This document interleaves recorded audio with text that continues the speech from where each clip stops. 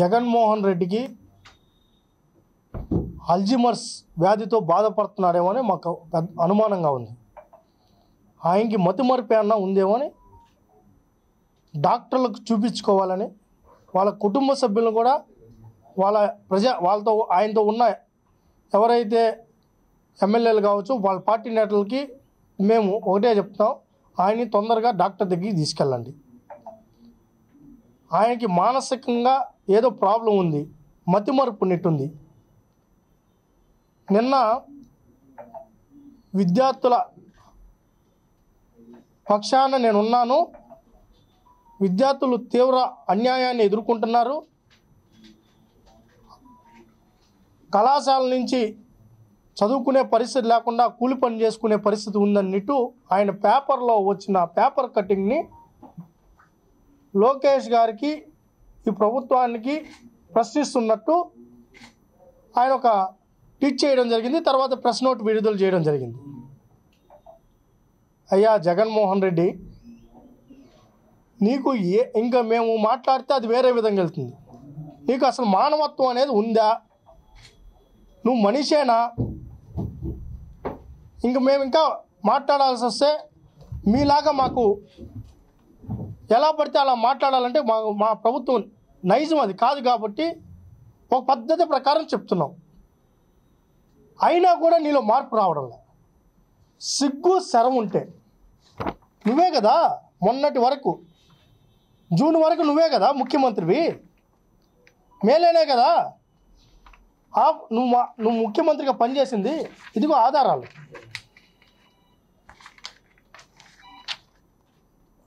పాత బకాయిలు 3,200 కోట్ల పైన పాత బకాయిలు. ఫీజు రీఎంబర్స్మెంట్ అంటే నీది జగనన్న విద్యా దీవెన 3,200 కోట్లు బకాయిలు. తర్వాత ఎస్సీ ఎస్టీ బీసీలకు సంబంధించిన మిగతా ఇతర సంబంధించి 2,486 కోట్లు బకాయిలు. అక్షరాల దాదాపుగా 6,000 కోట్ల రూపాయలు నీ హయాంలో విద్యార్థులకు అందాల్సిన డబ్బును నువ్వు ఆపేశావు. వినిపిస్తూ ఉందా జగన్మోహన్ రెడ్డి? నీ మాజీ మంత్రి విద్యాశాఖ మంత్రిని పంపించినా చర్చకి సిద్ధం, నువ్వు వచ్చినా చర్చకి సిద్ధం, నీ పార్టీ నేతలు వచ్చినా చర్చకి సిద్ధం. ఆధారాలతో కూడా వచ్చాం. నువ్వు ఎంత దారుణంగా ఏ ఇయర్లో ఎంతెంత బకాయిలు పెట్టావు 2019-24 సంబంధించి ఎంతెంత బకాయిలు ఉన్నాయో ఇదిగో ఆధారాలు. ఇదిగో జగన్మోహన్ రెడ్డి ఆధారాలు. ఎంత దారుణంగా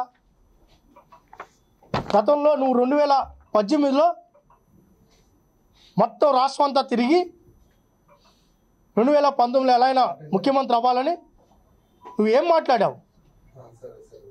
బిడ్డలకు ఏ చదువుకోవాలనుకున్నా, ఎంబీబీఎస్ కాడి నుంచి ఏ కోర్స్ అయినా ఎంతైనా మీకు ఇస్తాం.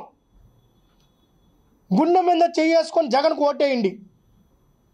మీ బిడ్డల భవిష్యత్తును కాపాడేది నేనే. ఎంత చదివితే, అది ప్రైవేట్లో చదివినా, గవర్నమెంట్లో చదివినా, ఎక్కడ చదివినా మొత్తం రీఎంబర్స్మెంట్ చేస్తానని చెప్పావు. రీఎంబర్స్మెంట్ చేస్తానని చెప్పిన నువ్వు నిజంగా రీఎంబర్స్మెంట్ చేసావా అని అడుగుతున్నావు సూటిగా. అబద్ధాలతో మోసాలతో బిడ్డల్ని నయవంచన చేసి విద్యా దీవెనగా పేరు మార్చి అంతకుముందున్న పాత ఫీజు రీఎంబర్స్మెంట్ విధానాన్ని రద్దు చేసి తల్లుల ఖాతాలోకి డబ్బులు వేస్తున్నానని చెప్పి ఎలక్షన్ స్టంట్ లాగా నేనేదో డబ్బు ఇస్తా ఉన్నట్టు, పులివెందుల్లో ఈయన కష్టపడి వ్యవసాయం చేసి దున్ని ఈయన డబ్బు తీసుకొని వస్తానట్టు, ఆ డబ్బును తల్లుల ఖాతాలో వేస్తా ఉన్నట్టు ఈయన కలరింగ్ ఇచ్చుకొని వేశారు. 40,000 50,000 ఫీజు రీఎంబర్స్మెంట్ అమలు అయ్యేదాన్ని ఎంత ఉంటే అంత కాలేజీలకు అంత గతంలో అమలు అవుతూ ఉండేది. ఈయన దాని పరిధిని తగ్గించి తల్లుల ఖాతాలో వేయడం వల్ల ఒక్కొక్క తల్లికి బిడ్డ ద్వారా 12,000 15,000 పైన అప్పు చేసి కళాశాలకు డబ్బులు కట్టే పరిస్థితి గత ప్రభుత్వంలో ఉండేది. ఆర్తనాదాలు పెట్టాలి తల్లిదండ్రులు. బిడ్డలు అయితే ఎంతమంది తెలుసా? 2 లక్షల పైన విద్యార్థులు సర్టిఫికెట్లు తీసుకోకుండా, కళాశాలకు ఫీజులు కట్టుకోకుండా, ఇంకా ఆ కళాశాలలోనే ఉంటే విద్యాశాఖ మంత్రిగా లోకేష్ గారు బాధ్యతలు తీసుకున్న తర్వాత కళాశాలతో మాట్లాడి ముందు సర్టిఫికెట్లు విడుదల చేయండి అని చెప్పి విద్యాశాఖ మంత్రి లోకేష్ గారు మాట్లాడుతున్నారు.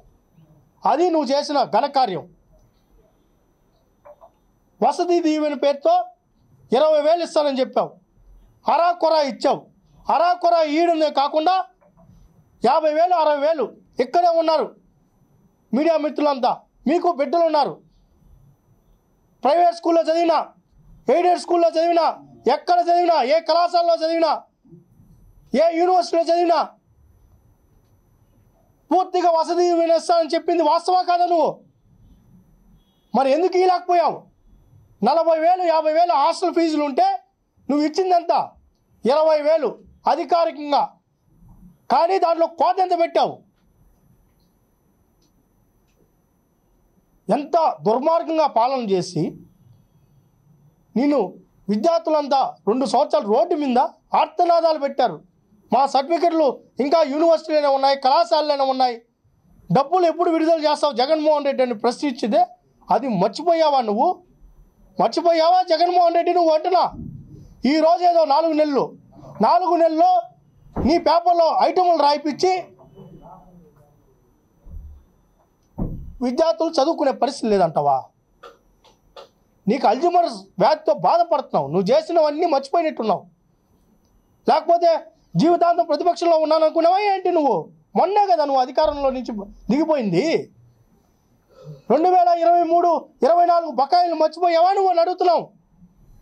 కడుపు కాలిపోతుంది. 3,000 కోట్ల పైన బకాయిలు పెట్టేసి వెళ్ళిపోయి చేతులు ఎత్తేసి నీ ఎలక్షన్ స్టంట్ కోసం డబ్బంతా వాడుకునేసి 100 కోట్ల రూపాయలు, సంవత్సరానికి 100 కోట్ల రూపాయలు, ఒక ఏటికి 4 విడతలుగా విడుదల చేసే డబ్బులో ఒక్కో విడతకి 20 కోట్ల రూపాయలు నీ సొంత పేపర్కి యాడ్లు ఇచ్చుకునేది వాస్తవా కాదా? మరిన్ని వీడియోస్ కోసం ఛానల్ ని సబ్స్క్రైబ్ చేయండి. లేటెస్ట్ అప్డేట్స్ కోసం వాట్సాప్ ఛానల్ ని ఫాలో అవ్వండి. ఆ లింక్ డిస్క్రిప్షన్ లో ఉంది.